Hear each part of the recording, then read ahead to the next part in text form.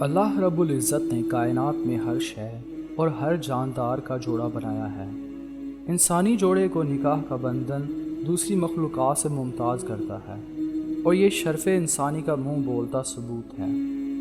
ابتدائے آفرینش سے ہر دور اور ہر قوم و مذہب میں گھر گرہستی کی بنیاد کے لیے نکاح ہی باوقار طریقہ کار رہا ہے، اور ہر دور میں مرد اور عورت کے آزادانہ میل جول کو جرم قرار دیا گیا ہے، کیونکہ یہ قانون فطرت سے بغاوت ہے۔ اللہ سبحانہ و تعالیٰ نے مرد اور عورت کی تخلیق اس طرح کی ہے کہ وہ دونوں ایک دوسرے کی تکمیل کا ذریعہ ہیں۔ ایک دوسرے کے بغیر دونوں نامکمل ہیں۔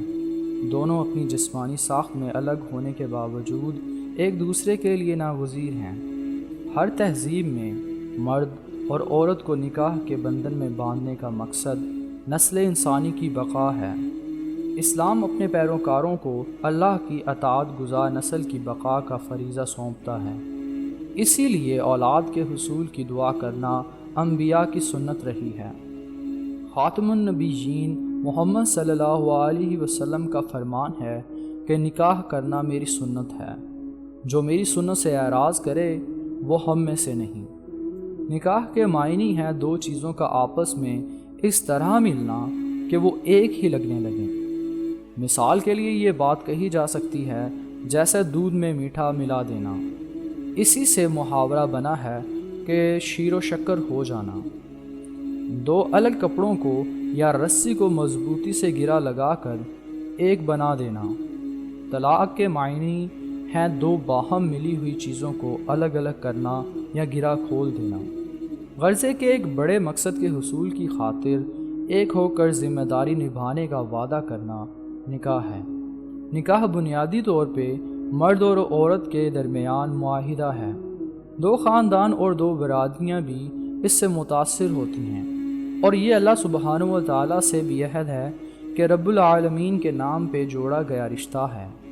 یہ اس رب کریم کی اپنے بندوں پہ خاص مہربانی اور شفقت و محبت ہے کہ اس نے بقائے نسل کی گرا بار ذمہ داری کے ساتھ ساتھ جسمانی، نفسیاتی اور جنسی تسکین و انبساط کا دائیا بھی ایک دوسرے کے وجود میں رکھ دیا ہے۔ اور یہ بھی اللہ رب العالمین کی خاص نشانی ہے کہ نکاح کے ایجاب و قبول کے دو بول عموماً دو اجنبیوں کے درمیان خاص تعلق و انس پیدا کر دیتے ہیں۔ یہ تعلق بن جانا بھی یہ ظاہر کرتا ہے کہ خالق نے کسی خاص مقصد کے لیے دونوں کے درمیان اتنی آسانی سے انسیت پیدا کر دی ہے۔ ہر فرد کے لیے غور کا مقام یہ ہے کہ وہ اس اہم ذمہ داری کا حق ادا کرتا ہے یا صرف خواہشات نفس کی تسکین حاصل کرنا ہی ترجیح بن جاتا ہے۔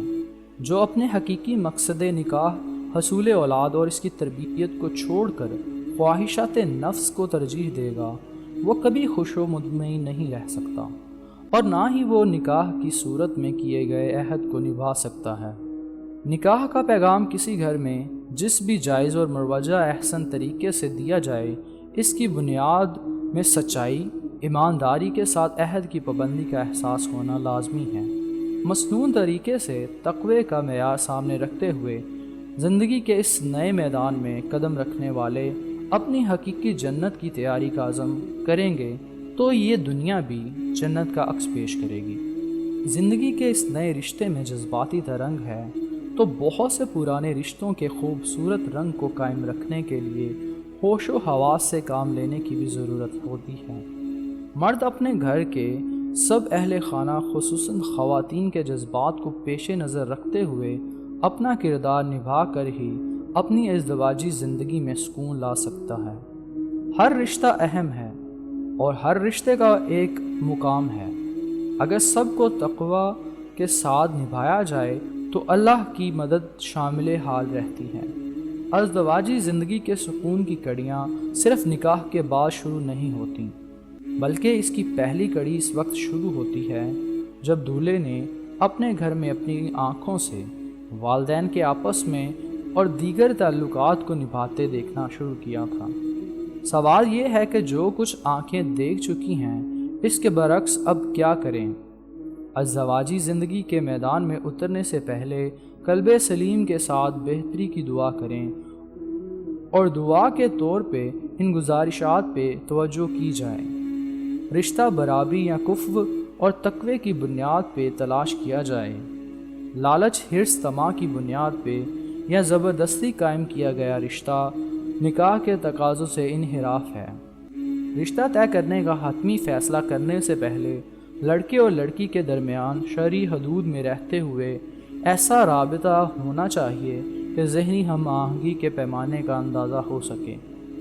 مرد کو صحیح علم ہونا چاہیے کہ دین حنیف میں شوہر کا مرتبہ کیا ہے، بیوی کے حقوق کیا ہیں اور دونوں کی ذمہ داریاں کیا ہیں۔ اس حقیقت کا شعور بیدار کیا جائے کہ مردانگی کی دراصل شان کیا ہوتی ہے۔ اپنے نفس کی اچھائیوں اور برائیوں کا ادراک کیا جائے۔ اچھائیوں میں اضافہ اور برائیوں میں کمی کے لیے اپنی تربیت آپ کا طریقہ کار وضع کیا جائے۔ نیک لوگوں کی صحبت اختیار کی جائے۔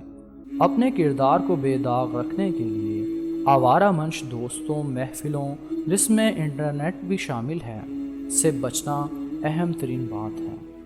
اپنے ارد گرد اور خاندان میں کامیاب و ناکام جوڑوں کی زندگی سے سبق حاصل کیا جائے۔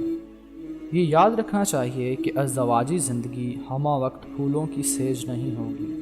دنیا ایک امتحان گاہ ہے۔ عمر کا ہر دور نئے تقاضے رکھتا ہے۔ نئے جذباتی رشتے زندگی میں حسن لاتے ہیں تو ان کی وجہ سے نئے مسائل کا سامنا بھی کرنا پڑتا ہے۔ اس وقت بالغ نظری کا امتحان ہوتا ہے۔ شادی کی عمر کو پہنچ جانا بلوغت کی نشانی تو ہو سکتا ہے، لیکن شادی کر لینا بالغ نظری ہونے کی دلیل ہرگز نہیں ہے۔ اور جو زندگی کے نشیب و فراز میں بالغ نظری سے کام نہ لے سکتا ہو، اس کی جواں مردی و مردانگی اور عقل سلیم کی کیا سند پیش کی جا سکتی ہے۔